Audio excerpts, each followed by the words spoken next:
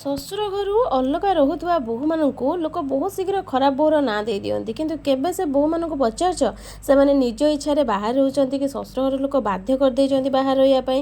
ମୁଁ ଜାଣିଛି କିଛି ଲୋକ କହିବେ ଯଦି ସେ ବୋହୂ ଶାଶୁ ଶ୍ୱଶୁରଙ୍କ ବାପା ମା ବୋଲି ଭାବିଥାନ୍ତା ତାହେଲେ ଏମିତି ହେଇନଥାନ୍ତା। ମୁଁ ସେମାନଙ୍କୁ ଗୋଟେ କଥା କହିବାକୁ ଚାହେଁ, ଯେତେବେଳେ ଘରେ ଛୁଆଟି ଜନ୍ମ ହୁଏ ସେତେବେଳେ ଯଦି ତାକୁ ତା ଜନ୍ମ କରିଥିବା ବାପା ମା ଲାଳନ ପାଳନ ନ କରନ୍ତି ତେବେ ସେ ଜନ୍ମ କରିଥିଲେ ମଧ୍ୟ ସେ ତା ବାପା ମା ବୋଲି ବି ତାଙ୍କୁ ଚିହ୍ନି ନଥାଏ। ଯେଉଁମାନେ ତାକୁ ଲାଳନ ପାଳନ କରିଥାନ୍ତି ସେଇମାନଙ୍କୁ ସେ ବାପା ମା ବୋଲି ଚିହ୍ନିଥାଏ।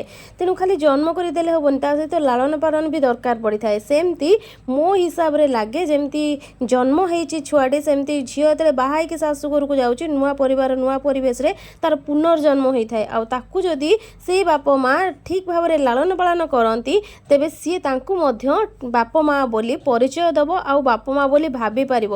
ମୁଁ ଭାବୁଛି ମୋ ହିସାବରେ ମୋ ଧାରଣାରେ ଏଇ କଥାଟା ମୋତେ ଠିକ୍ ଲାଗୁଛି, କିନ୍ତୁ ଆପଣମାନଙ୍କୁ କ'ଣ ଲାଗୁଛି ମୁଁ ଜାଣିନି। ଆପଣଙ୍କ ମତାମତ ନିଶ୍ଚୟ ଦେବେ। ଯଦି ୟୁଟ୍ୟୁବରେ ଦେଖୁଛନ୍ତି ପ୍ଲିଜ୍ ସବସ୍କ୍ରାଇବ୍ କରିଦିଅନ୍ତୁ, ଆଉ ଯଦି ଫେସବୁକରେ ଦେଖୁଛନ୍ତି ପ୍ଲିଜ୍ ଫଲୋ କରିଦିଅନ୍ତୁ।